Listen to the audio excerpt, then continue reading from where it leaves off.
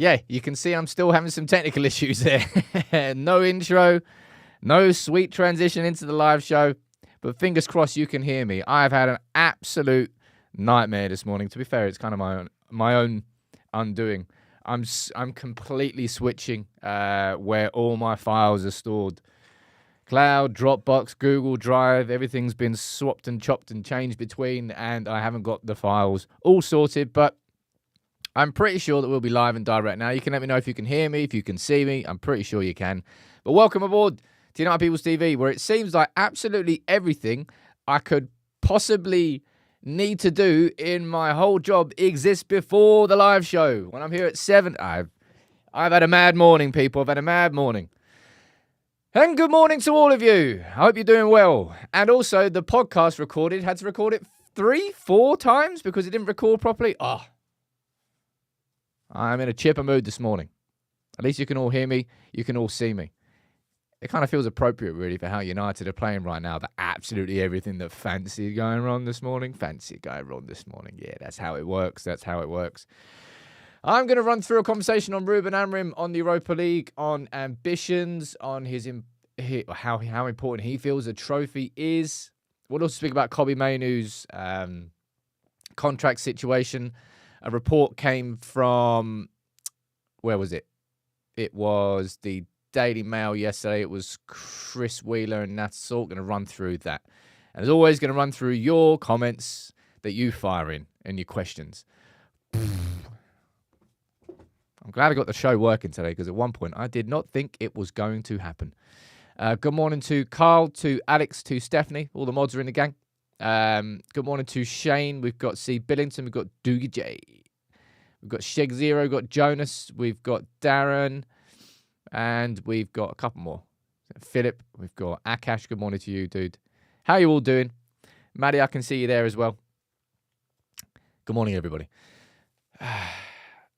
Let's get on with the show.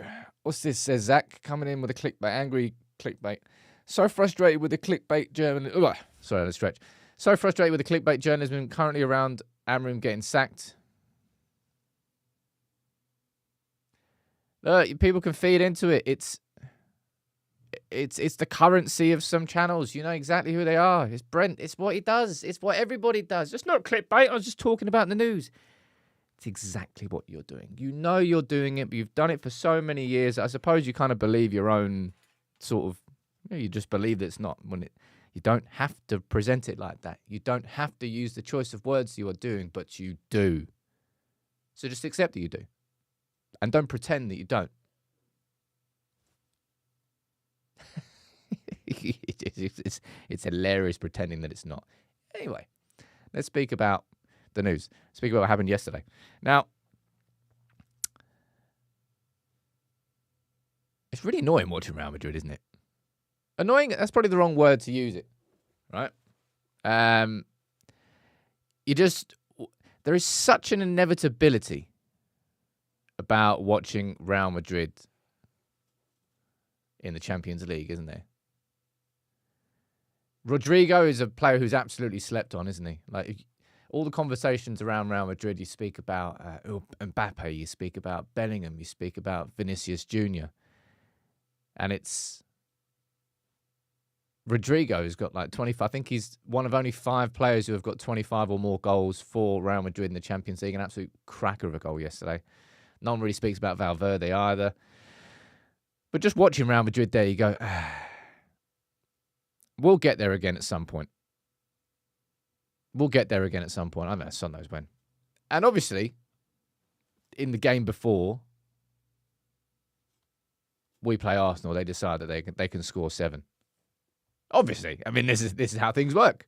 Hopefully, they've got themselves scored out by the time we play them on Sunday. But Arsenal absolutely demolishing. That's not a beating. That's not a spanking. That's just that's a humiliation, isn't it? 7-1. You right, Tyrell? Oh, dear. Let's move on from that one. But yeah, 7-1, absolute pumping of PSV last night. Looking forward to watching the PSG Liverpool game tonight. Fingers crossed PSG can actually... basically PSG are the complete opposite of Real Madrid in the Champions League, right? Real Madrid in the Champions League is an inevitability. You just watch them going, yeah, I know what's coming. And then it comes. You watch PSG in the Champions League, whether they're in the final, and then PSG sort of, they live up to expectations. I hope tonight that something has changed. Obviously, they're trying to change things at that club anyway. They're getting more of it. Younger players coming through. Dembele's having a storming season. Doué's having a cracking first season there. So fingers crossed they can actually do it. But let's be totally honest. Not expecting much from them. Let's speak. Yeah, Alex, I spoke about the protest in quite a lot of detail yesterday. I'll say it again. If you're going to the Arsenal game on Sunday, make sure you get involved with the protest that 1958 are organising. Go to the Tollgate pub. Starts at 3 p.m. I think the march itself starts at 3:15. And, of course, it's ahead of the game that kicks off at 4:30 against Arsenal. But let's move on to the main topic of today's show. We'll speak about Mainoo and the contract situation a little bit later. But we're going to focus on Ruben Amorim and Ruben Amorim's comments and the conversation around Ruben Amorim. I just mentioned it briefly at the start of the show. He has absolutely not lived up to expectations so far of what the football was supposed to be. How much of that is down to personnel? Well, we'll find out next season, I suppose. You can't really find out much more this season. Do I think that if I was to sort of pick a criticism for Ruben Amorim that I think he could have done differently so far, I would probably say it's in his pragmatic approach to the wing-back situation. Because a lot of the times we've had two full-backs playing as wing-backs. And I think in that sense, Ruben Amorim probably could have taken a few more risks. Obviously, Ahmad playing there as a right wing-back is, well, it's the best that we've had by far. Because that's what his wing-backs is, certainly his right wing-back is. It's what it was at Sporting with Kenda. It's what it was with Ahmad, a converted winger into a right-back situation. Effectively, your wing-backs are your wingers. Whereas right now, Manchester United's wing-backs are full-backs. And if I was to say something that I would have hoped he would have had more, taken more risks with, I would have said the wing-back situation. But he's admitted on more than one occasion, he's like, I kind of find it hard, but this team, they're actually better when they sit in a low block. I don't want United to play defensively. But right now, it seems like these players are more comfortable playing in a low block. And you know how, again, this is just such an easy narrative for people to, Ruben Amorim, when Erik ten Hag, this is just what humans fucking do, man. They complain about what they don't have until they get that, and then they complain about that they want what they had previously. Perfect example. Perfect example is Amorim and Ten Hag. With Ten Hag, a big criticism towards Ten Hag was that there wasn't a system. Was that you just kept changing and chopping, and it was very hard to understand what the identity is. It's very hard to understand and explain exactly what you want to do, Eric, because you keep chopping and changing. And then Ruben Amorim comes in and says, it's really annoying because he's got a system and he's not changing. Well, this is it is literally the exact thing that you were complaining about before. You've now got, but it's people don't complain because they've got the solutions. People just complain because things aren't exactly what they want. And that's kind of the difference between criticism and constructive criticism. Ruben Amorim, and I've said this so many times and I'm blue in the face, he doesn't want his team to be as defensive as they are. He doesn't want his team to sit in a low block. He doesn't want his team to be more comfortable playing in a low block. And I guarantee you, he doesn't want to play Dalot and Mazraoui consistently as wing-backs. But he's hedging on United trying to not concede because United can't score for toffee. It's Alex, you're calling it revisionism. It's exhausting. It's what I've found it so exhausting to cover United. But I'll be honest, it's because United have been crap. Really has been. But the Europa League coming up, right? This is what Sky Sports headline is. The fact that the season hinges on the Europa League now. And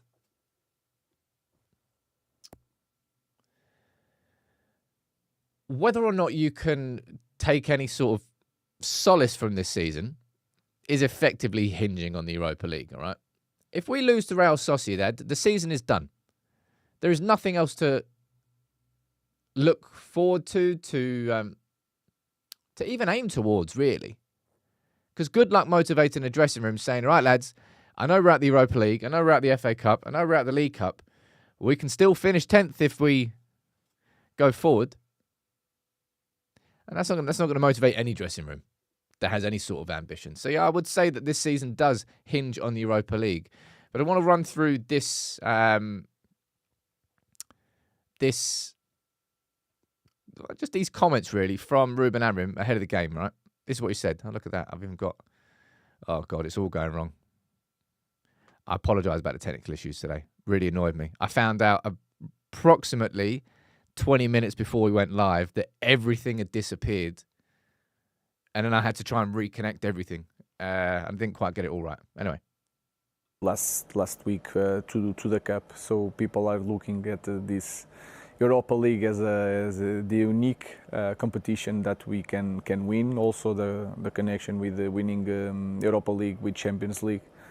But to tell you the truth, I think we have bigger things to think. I know it's strange to say that, but it's something that we are trying to build here that is going to be more important than winning a cup in this moment. I know the responsibility that we have to fight for every trophy, but in this moment we are trying to build something that is going to last more than any trophy this season. And of course, I've seen the reaction. There's a lot of angry fans talking about the fact that Ruben Amorim is, I suppose, like downplaying the importance of the Europa League. And you know what my reaction to that is? My honest comments on this. The Europa League would not make any part of this season a success. What the Europa League will do will probably accelerate the rebuild. I don't know whether it would accelerate it by an entire season, but it would certainly accelerate. And because our financial situation as a football club, that's the main reason. I suppose it's 50-50 in importance, right? One, you get into the Champions League next year, and it does make it an easier proposition for players. You haven't got to then pay players inflated wages to negate for the fact that you're not in the Champions League. So 50% of the importance of winning the Europa League is playing in the Champions League next season. And 50% of it is the fact that it comes with the money of actually winning the Europa League. I think United were getting in a region of 35 million if they won the whole thing. But also the extra money you get from the Champions League next season. That's what would make winning the Europa League a success. But this is a really important point that I want to reiterate here, okay? Tell me the progress, and I promise you I'm not just doing this to find a way to support Ruben Amorim in the darkness. This is something that I truly feel and I agree with. And I know it's something that a lot of you agree with because you were so pissed off when Erik ten Hag kept beating the drum. Tell me the progress that winning the FA Cup gave Manchester United over the summer into this season.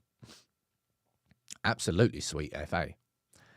Tell me the progress that was made after United won the League Cup under Erik ten Hag against Newcastle. Well, arguably, that was the peak of United under Erik ten Hag. I don't think arguably that was the peak. So nothing. Nada. Tell me the progress that happened after Jose Mourinho won the League Cup and the Europa League in the same season. Nothing. The season after, he wasn't supported. It didn't lead to progress. They were trophies. I know Ruben Amorim is part of this. Is Ruben Amorim is trying to shift focus away from the here and now and the head down and the negativity that surrounds the fact that we're 14th, 15th in the club, and trying to look at the bigger picture. But I also think it's the right thing to do.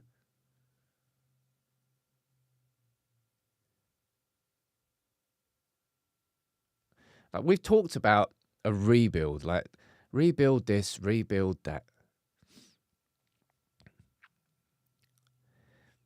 It finally does feel like, and this is what I said in the podcast this morning, I think previous rebuilds have been like putting a new layer of wallpaper on the old layer without actually taking anything off. Just kind of masking it. Just put that on there. That'll do. Yeah, that's not exactly redecorating, but at least it looks different. And then ultimately, it's not actually rebuilding at all. Whereas right now, it feels like we're taking the walls back to the original brickwork. It's horrible watching what is happening to our football club.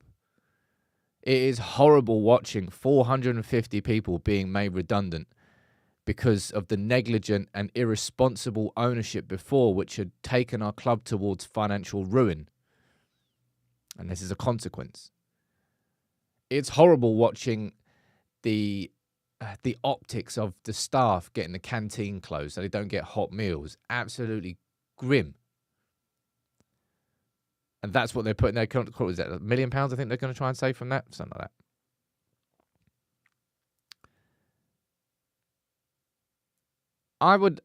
You know what I would almost like to do? I would almost like to try and bring someone on. I don't think I will, because I wouldn't give them a platform. But I'd almost like to have a conversation with somebody who genuinely was like, oh yeah, sack Ruben Amorim. I'd be like, then I'm all ears. You tell me what the vision is for the next 3-4 months to the end of the season. The vision past that point. I'm all ears. Because I guarantee you they won't have one.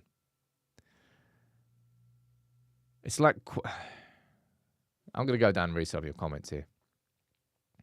Steve saying, look at the youth we've bought and the youth that is dominating its generation. The only currency we need to pay right now is time and patience.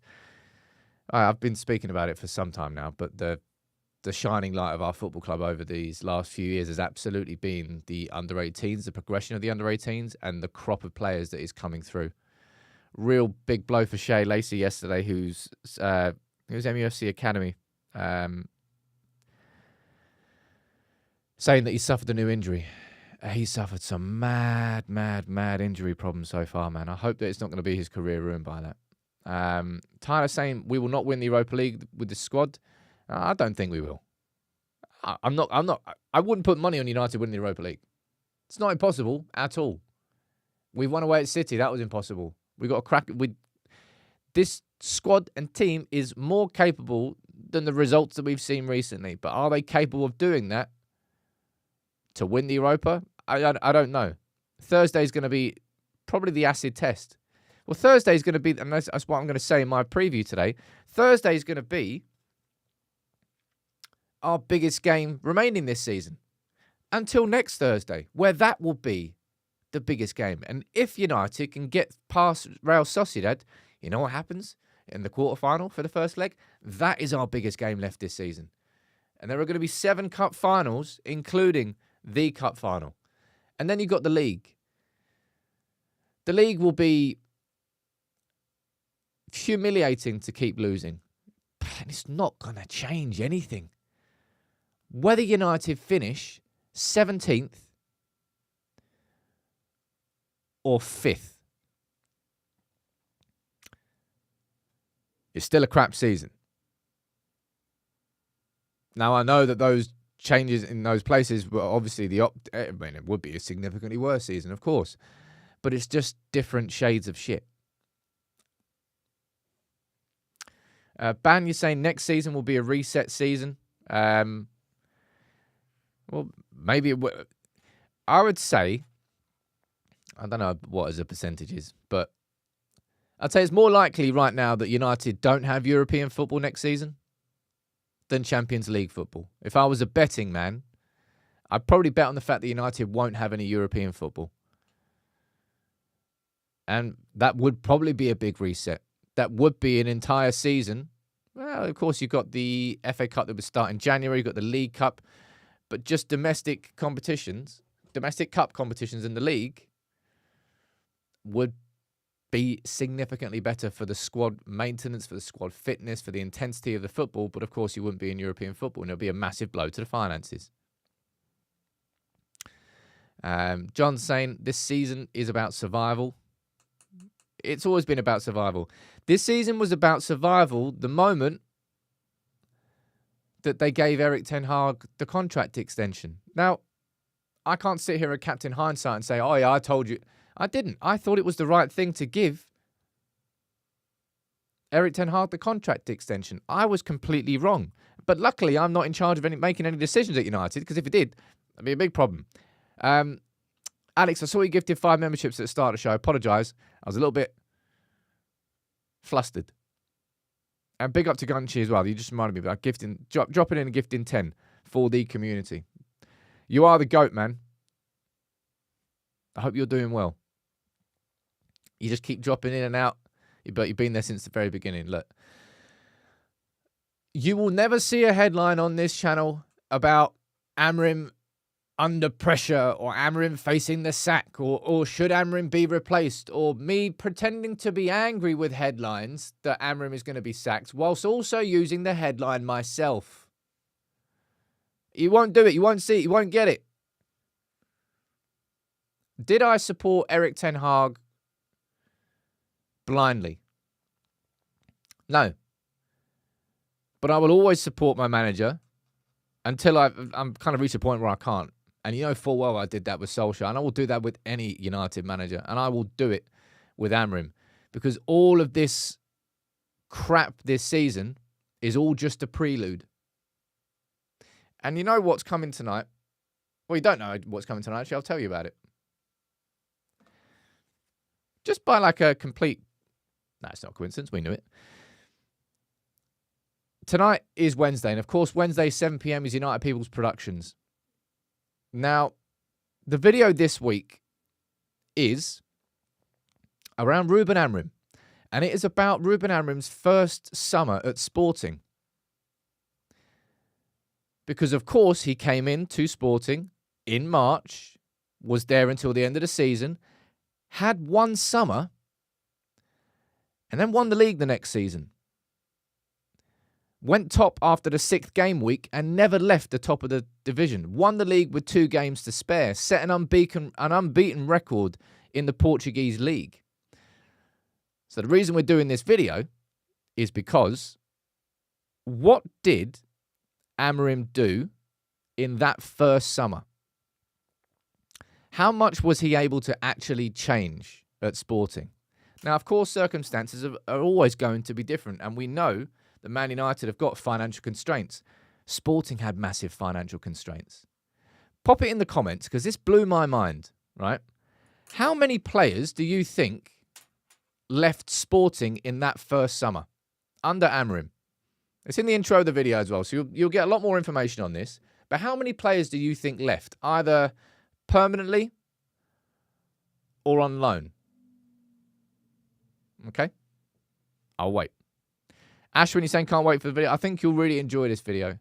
The reason that the video is going out is because it's designed to help you understand a bit more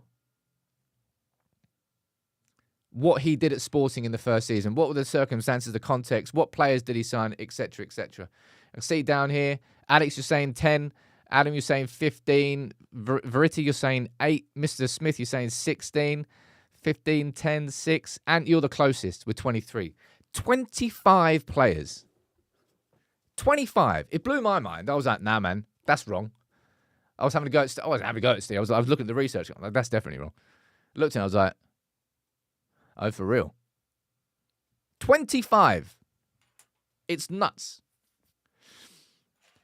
got rid of plenty players who made like 30, 40 appearances in the first team in that season, senior established players. It's mad, right? So you watch this video because after that one summer, Sporting won the league. Now, it's not to say that, this is going to happen at Manchester United. Great. But it helps you understand the circumstances that he's been dealt with before and how he coped with such a massive change in one summer and then built a championship squad off the back of it. Of course, it includes some youth. There's far more detail in the video, Mike, way more than I can possibly give you in this video. But he has dealt with a club that has had a clear out of clear outs, an absolute free-for-all sale. And off the back of it, won the league the next season. So I think you'll enjoy that video. Going to go out at 7 p.m. tonight. Lunchtime today is going to be the starting 11 video for Sociedad, biggest game of the season that we've got until next Thursday. Thamendran, you're saying, in the meantime, Sam, how does Ruben get us playing faster? I'll open that. That's a good question. I'll open it up to the floor, right? How do you think Ruben gets United playing faster? Because I do think that's at the core of our problems. I mean, there are so many problems, so many causes of problems. You can't finish, lack of confidence. But I do feel that United playing football at 2 miles an hour, it just makes everything infinitely harder and also infinitely easier to defend against. It's a big old problem. And a lot of that is down to player quality, which comes to confidence and quality are definitely two parts of those. Verratti and King Eric, you're both saying play the youth. Now, I imagine there's probably going to be more. I think we're going to see more of the youth between now and the end of the season. You know, I was speaking to... Who was I speaking to? Can't remember. Oh, yeah, I was speaking to Bao. Bao used to be in the podcast with me. Speaking to him yesterday. He was asking me about Chidobe. And I was saying, obviously, we're talking about the Europa League exclusion. So Jack Fletcher was considered... At the time when the Europa League... When United had to add 3 more players to the Europa League A-list. They added Patrick Dorgu, Aiden Heaven, and then they added Jack Fletcher, which strikes me as a massive, in my opinion, it's an oversight. For United to go, between now and the end of the season, there's more likeliness that we would need Jack Fletcher than Chidobe. Which, given our goal-scoring problems this season, given our goal-scoring problems for the last 3 years, it seems like an oversight, to me anyway. But maybe we'll see Jack Fletcher. I've no doubt that he'll be travelling to Spain. The travelling squad will be announced today, and maybe there's going to be a few extra names in there because United are going to be. There's a few players that can't be aligned, not aligned. A few players that can't go because of injuries and stuff. Let me see what you're saying in the comments here. Beef on the Moon. It's a great username, that. Get the players to play the passes they are too nervous/hesitant to play. Well, that's the thing. The players just default. It's something that definitely happens in mid-game, man. The players go out there and start with the intentions, and especially when we concede early. When we concede early, United players absolutely crap themselves. And instead of, in their mind, thinking over and over again of what we've done on the training ground, they go, ah! And they default to go, so let's play it simple now. We're already 1-0 down. I don't want to concede again. So that was Ruben Amorim in this article here from The Athletic. Right? It's a perfect example of what I'm talking about here, right? This. Ruben Amorim has tried many methods to get through to his, from Laurie Whitwell. Apologise about this there. It's really annoying me. Many methods to get through to his players since arriving. United were 2-0 down against Everton, but instead at half-time of going against a sort of huge, massive speech and telling them everything, he just made his points in a couple of minutes, emphasised his team to remember what they have been doing in training all week, and then just left the dressing room. And then just sort of paced around the corridors. Don't have to go in there and sort of explain everything to them again, do this, do that. No. Lads, what are you doing? Why are you not doing what we've just literally trained all week. In game environments, Manchester United players have almost got a demon on their shoulder. I think a lot of them don't do it consciously. A lot of them don't mean to do it on purpose, but they get swallowed by the environment and swallowed by that. And I'm certain of this. Manchester United players are so scared of being the player that ballses up that they'd rather pass to someone else simply just for the fact that they are not the person who ballses it up. They're so scared of the consequences of being that player that they'd rather be the player that's just part of a system that isn't working. It's sort of like self-preservation. And not necessarily from a selfish perspective, but actually, no, it kind of is from a selfish perspective. And that's what it is. And it especially happens at Old Trafford. Especially at Old Trafford, because the expectations are naturally higher. It's like, Stephanie, it's like the fear of failure is stopping United having ambition to move forward. And I think that's the sort of the brick wall that Amorim is hitting with this team. It's like he can tell him everything in a training environment because who is it? It's Amorim and it's everybody. Everybody's smiling, no pressure on. We're just having a kick about with the boys. It's all good. Get into an environment where there's cameras and there's expectations and there's failure. Failure is a demon that has consumed United. And Amorim is sort of trying to fight through that. So you can, if you want to, everybody's entitled to support United however they want to support United. But me hearing Ruben Amorim say this, right?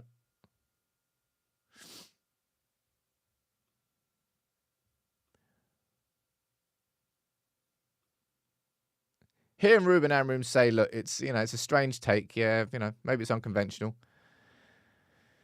But he's trying to build things into a team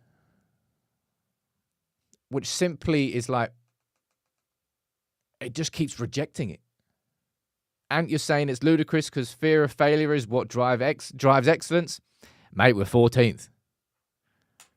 So, failure is an obstacle that you have to overcome in order to succeed in anything you do in life. Absolutely anything. If you are consumed about, it's like I've got friends, I'm sure we've all got friends as well that are like this. I call them pre-worriers. Like, nothing's happened, but they're worried and stressed about something that could potentially happen in the future. And by doing that, pre-worrying, they end up not doing it in the first place. So then you kind of get stuck and frozen in time. You almost get stuck and play football at 2 miles an hour.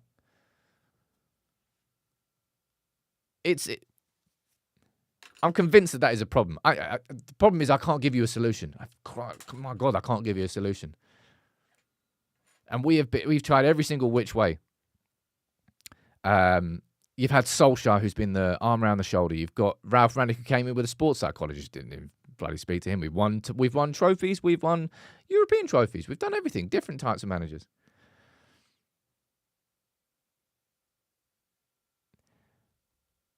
That's why I think the cuts are actually good for these players.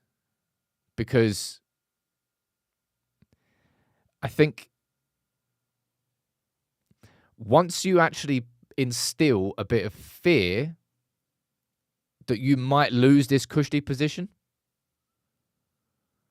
that you might lose this comfortable environment, this lovely paycheck, this great lifestyle. If you can instead, and this is what you can't go too far with it. This is what I mean. It's a delicate balance. Fear can be an asset that drives ambition, but if you go too far and you try and rule by fear, then instead of motivating players, you demotivate players, and instead you motivate like a rebellion underneath. That's what I mean. It's not easy management, man. Different ways, different types. But it just pisses me off that anybody can. Brent is the king of it. Of just using headlines to entice conversations that don't need airtime as a United fan, you can just simply not have the conversation. I'm reacting to it. No, you're not. You're choosing. It is a choice to use that headline and to push that conversation. And the reason I get so annoyed about it is because I dedicate so much of my life to this channel, to this community, and to helping, not navigate United fans, helping try and sort of steer the conversation the right way. And at the same time, I'm swimming upstream in my own fan base. That's what makes it exhausting. Really, really exhausting. But this season has been a write-off for a long time. This season was basically written off as soon as you brought in a manager like Ruben Amorim mid-season, who has a very specific set of minimum requirements and minimum standards. And he's coming to a club which has none of them right now. There have been players that have bought into it. Ahmad, for example. Bruno Fernandes, another one. And there's plenty more as well. But there's so many of these players that are sort of traumatized. And I'm telling you, a lot of it is subconscious. I don't think a lot of these players are doing it on purpose, but it's just kind of what they know. It's just kind of part of the fabric of who they are. It's almost like he has to strip these players back and sort of rebuild the players, let alone rebuild the club. That's what Amorim has to do. And that's why the summer's so important. And that's why I'm doing that video that's going out at 7 p.m. today that will show you what he did in that first summer. Because right now, so much of my focus is on next season already. Totally honest with you. The Europa League aside, all my thought process is on what could happen in the summer. What could realistically be next season? What are we building towards? And conversations about that. So I'll tell you something that we're starting to work on now as a team in the background. And I think this will be really cool if we can pull this off, right? We are starting to really do more research into almost like United People's TV scouting. So we're going to look at, like, you can have conversations about Gyökeres, about Osimhen. It's really easy because they're like your top level. Like Ed Woodward could scout you those players. But what strikers exist for like 20 million or under that we could potentially be having a conversation about that no one's really talking about? Where are these gems? Where are these players that maybe the club is probably scouting behind the scenes? And then bringing a series and like just regular videos looking at wing backs in like that, or strikers like that. This summer, like more than the thing that makes this summer so big is the fact that what United have done previously in the summers, like we may not have had money, but we've had the credit card. We've been able to spend on the credit card. We can't do that this summer, ladies and gents. We can't. So this summer, more than any summer, we have to get creative. We have to find and unearth some gems. We have to make two, maybe three signings for players in the 20 to 30 million mark that you go, oh, well, they couldn't have gone, wow, that was a bullseye. That's exceeded my expectations. 2 or 3 of the signings we make this summer have to exceed expectations. So that's why we're going to be doing lots of videos on the channel around scouting, around looking at maybe some gems, because I know that's what United's recruitment process is. And these are the conversations that we'll be having behind the scenes. Someone down there talking about Jonathan David. Like I've mentioned Jonathan David so many times. The fact that he is free will push it up the list. But for years, Jonathan David has been available and no one signed him. It's a red flag. Nobody's been willing to invest in Jonathan David until potentially he's a free transfer. Strikes me that he wouldn't be a transformative signing. Might be wrong on that, of course. We'll find out. What are you saying in the comments? Shax, I see you gifting 5 memberships down there. Bring back Angel Gomez, sends that Richard, man, I can't sit here and week in, week out bemoan United's lack of physicality and athleticism and then bring in a 5'2" playmaker who's brilliant with the ball at his feet. But it's abundantly obvious the weaknesses he's going to have out of possession.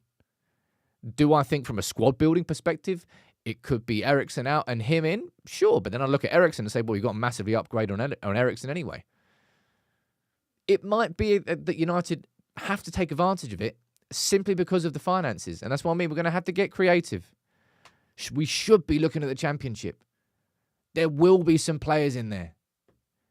And of course, well, all around the globe.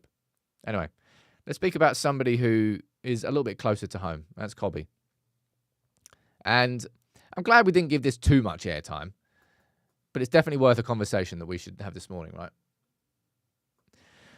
This is coming from the Daily Mail yesterday, from Chris Wheeler and Nathan Salt. So basically saying that Kobbie is in contract talks with United. He's been in contract talks with United for a while now.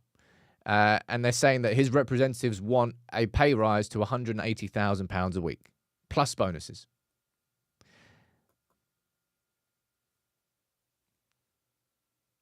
Kobbie. This is clearly just a public attempt to... Right. I was saying on the pod this morning, who would leak this? Because I don't really think that benefits Kobbie Mainoo and his power of negotiation to leak that to the Daily Mail. Because my initial reaction was like, Alex, I agree with you down there. My initial reaction is that, well, that's probably just agent talk. But if that was Mainoo's agent leaking that, he's actually hurting him. He's hurting Mainoo's chances because the reaction to it has been completely widespread. There's not one United fan that would say that Kobbie Mainoo should be getting 180 grand plus bonuses per week at United. So then I half think, would that be from the club? Would that be from United going to Chris Wheeler and but then I think, well, they wouldn't really do that. But then I don't really know what our club would do. If that is his agent doing that, I think he's actually doing Mainoo a disservice. I think he's actually it's the opposite. It's going to have the opposite effect. Rather than giving them more room for negotiation at the table with United, you're actually taking it away. I can see down there. What do you think a fair contract for Kobbie Mainoo would be? Put the numbers in the comments. I think Kobbie's on somewhere between like 20 to 40 grand a week. I think that's what he's on. Because I believe he's still on the original first professional contract he signed as a Manchester United player. I can't remember exactly what it is, but I think it's somewhere in the 20. So he's massively underpaid, given his stature now as an established England international and an established starter for Manchester United. But 180 grand a week is, I think, around about what De Ligt is on. It's more than Ugarte. It's more than Euro. It's more than the majority of our squad, really. Let me see what you're saying numbers-wise. Mark, you're saying 100. Lila, you're saying 80. Graphic, you're saying 80 to 90. Richard, Nikhil, you're saying 50 to 60. Akash saying 55. 80 to 100, not a penny more, says Ant. 100 was my instinct. Would it be 100 including the bonuses or 100 plus bonuses? Don't know. But bear in mind, and again, this is something to really remember and understand when it comes to wages and conversation around wages. A lot of it is kind of guesswork.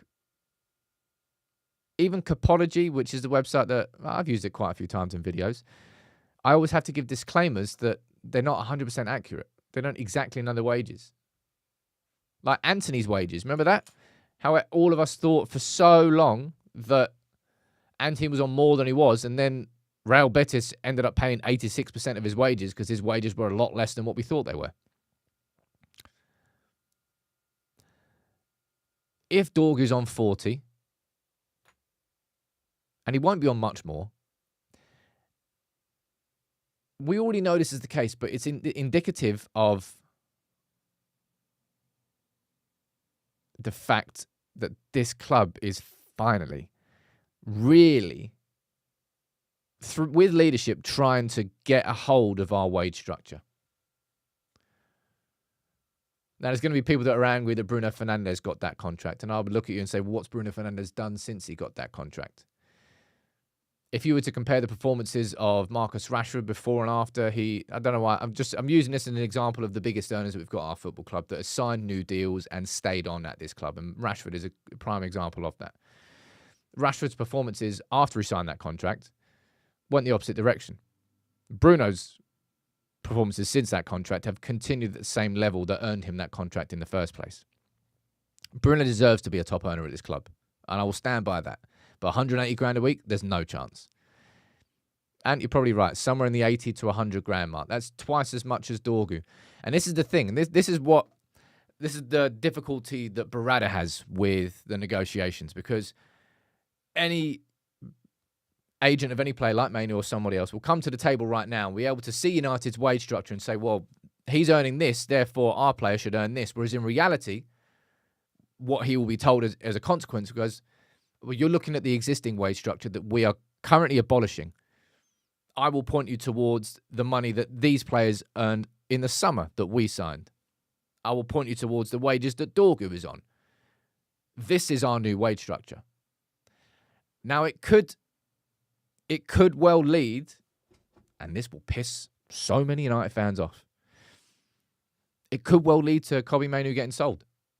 You can't rule that out. I'm not saying it will, but I'm saying hypothetically, if Mainoo's representatives stay firm, nothing less than 180, 100, however much it is, I have no idea, but too much for what United want to offer him,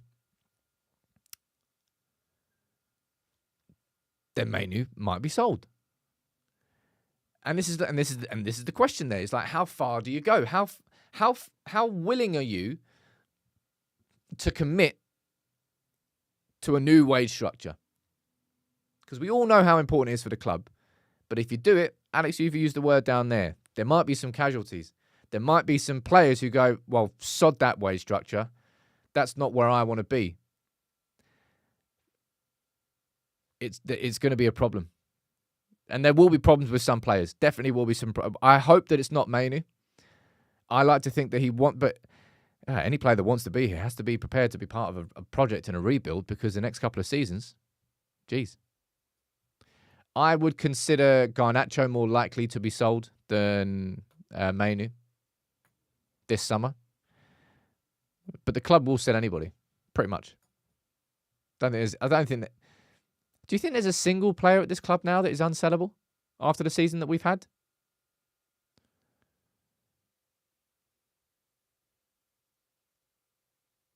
Because I'm thinking that even though Bruno Fernandes for me is unsellable, at the age that he is, if you know, one of those like nutty offers came from Saudi Arabia, I think the club would consider it. No, one of those like stupid like 150 mil offers for a player of that age. Amad's a good point. Amad is a player who is definitely unsellable. Yoro, I would consider unsellable as well. But it really, really, really is a very, very, very small list. I would consider Yoro and Amad.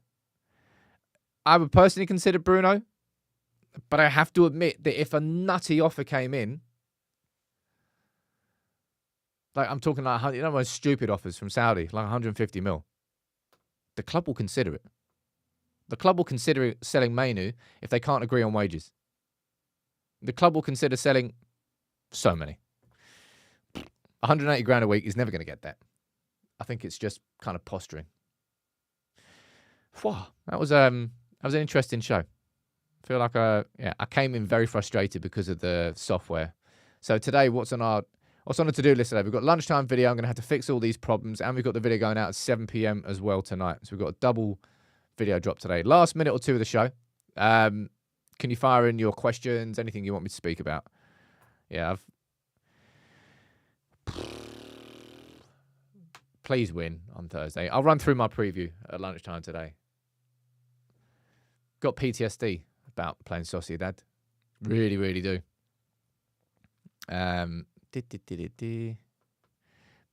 Is Mainoo also testing how serious are United? Oh, this is a posture. It's not a posture, but it's a negotiation. It's an open negotiation.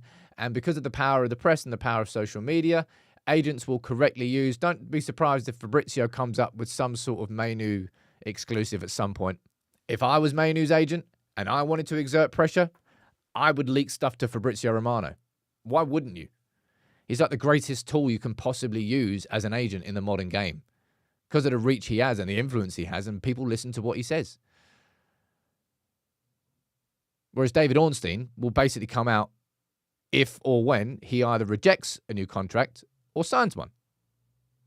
But Fabrizio will tell you chapter 1, chapter 2, the prelude, chapter 3, 4, chapter 79, and then the contract at the end. Sam, great name. Lunchtime video is going to be the Sociedad start 11. And then the video this evening, I'll say one more time. Please do set your reminders for this one because it's a cracker. It's a video, another productions video.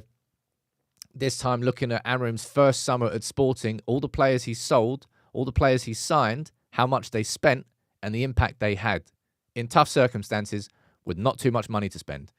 There's a lot of parallels you can draw with United. Rich saying, I know Scholes is a prat of a pundit, but a savant on the pitch. The Scholes video is in the pipeline, has been for a while. We've got the Andy Cole video ready to go now. Just don't know the right time to drop it. If we can get 120 mil for Garnacho and Mainoo, do we take it? There's no way you're going to get 120 mil. You're talking each for Mainoo and Garnacho. I don't think there's any United player I wouldn't sell for that price. Maybe I'll keep Ahmed. I keep Yoro, but even Yoro's like, what, twice as much money for a player that you've just signed? And we're not going to get that money. That's crazy money. Thank you all for tuning in. I apologise, I was a bit, what's the word? Ratty earlier this show. I'll get the problems fixed. Thank you all for your comments. That's just what it is, United, right now. I can't even, if I press this outro, it's just going to go to a black screen, but it sums up today. Take it easy, everyone.